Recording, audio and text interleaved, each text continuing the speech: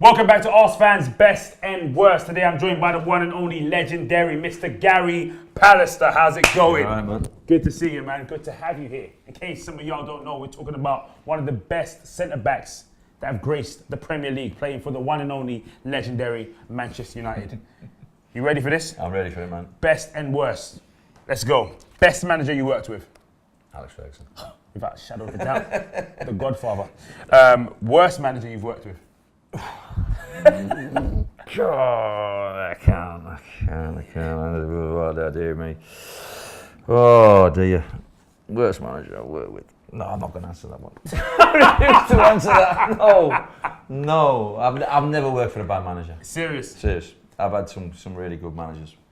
Really good managers from Sir Alex, Terry Venables, Graham Taylor, William Andrew. Those are the worst of all that lot. Venerable.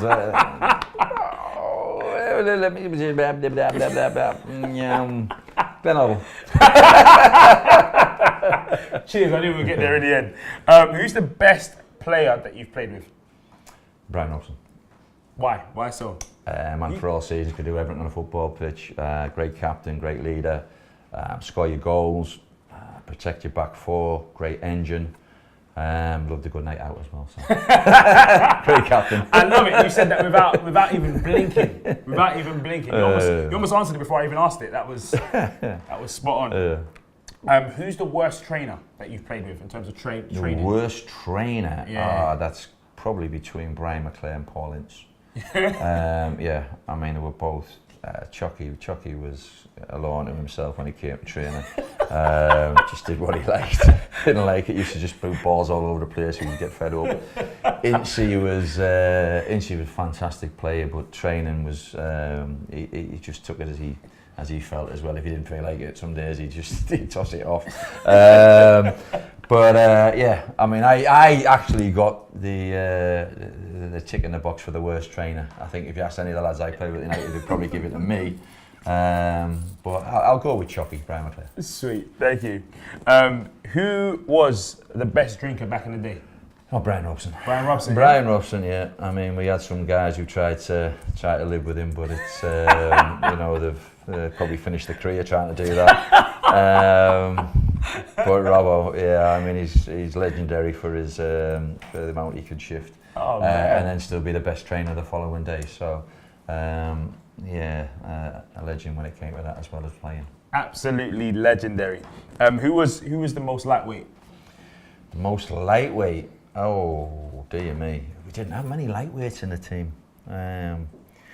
Probably in the early part, I'd have to give it to Gary. Gary, yeah. We used to drag Gary out on our team meetings when we used to go down to the pub for an afternoon session. And in the early days, Gary would just be drinking orange juice and things like that. So he took a fair amount of flack. To be fair to Gary, I think he became the latter day Brian Robson. He was the one who used to organise the team dues and the little boozy sessions that they maybe had. But in the early days, he was certainly Nev. Yeah. Mr. J2O. Mr. OJ, yeah. What was the best moment of your career? Oh man, there's so many really. It's very hard to beat 93 and winning the first Premier League title in 26 years for a club the size of Manchester United. To have taken so long to do that relief, that celebration at Old Trafford that night, I'll never forget. People say they want to bottle certain moments in a career, and I think that was one of them. It was an unbelievable atmosphere that night, but it's probably on a par with 91 against Barcelona in the Cup Winners' Cup. To beat who were the firm favourites for the competition that year, went on to win the Champions League the following year. To beat them the way we did in Rotterdam was unbelievable, and I think the party lasted for 3 days as well. So there's lots of good memories from that one. Ones that I can remember just about. But yeah, brilliant. Absolutely love it. What was the lowest moment of your career, or the worst moment of your career? My lowest moment, relegation with Middlesbrough. And the year before I left to come to United was tough to take because we hadn't been in the bottom three think all season more or less until the last game of the season, and we lost to Sheffield Wednesday and went down. That was tough. I think one of the lowest points I had was the year we lost the title to Blackburn, and then we went and played Everton the following week in an FA Cup final, and I think the hangover from losing the Premier League was too much. We couldn't raise a gallop against Everton in the cup final, and they thoroughly deserved to beat us. And that summer was tough to go 6-7 weeks living with that every day. You know, that season's work. You've lost the FA Cup, you've lost the Premier League. You couldn't wait to get back and start playing again to try and right that wrong. That was a tough time.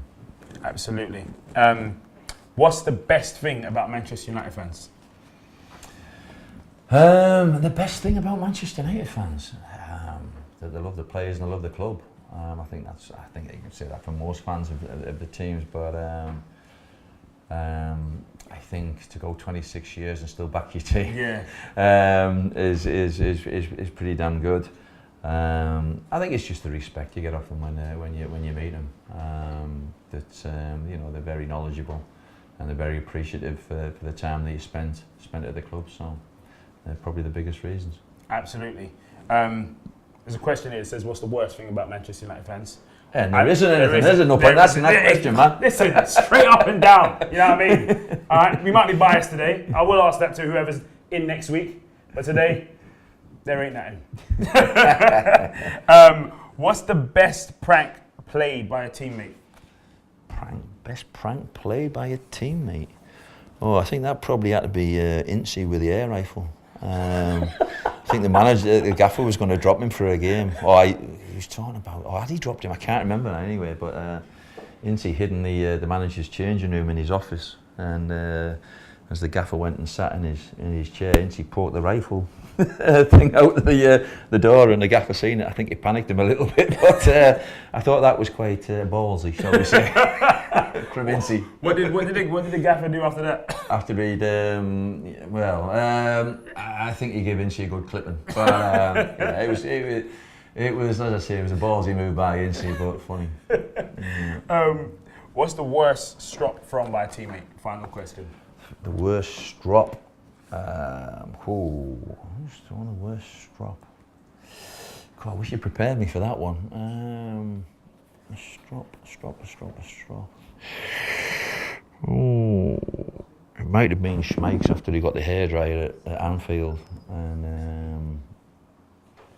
him and the manager went verbal, shall we say, in the dressing room, and it got quite heated. And I think if you read Peter's book, I think the manager actually sacked Peter that day. So yeah. So I'm guessing, is it a strop or that was that? Yes, it's a kind of a strop. So yeah, we'll go with Schmeichs. Listen, that's been absolutely amazing getting that insightful stuff from you there, Gary. Right. It's been a pleasure. Thank you very much. Sweet.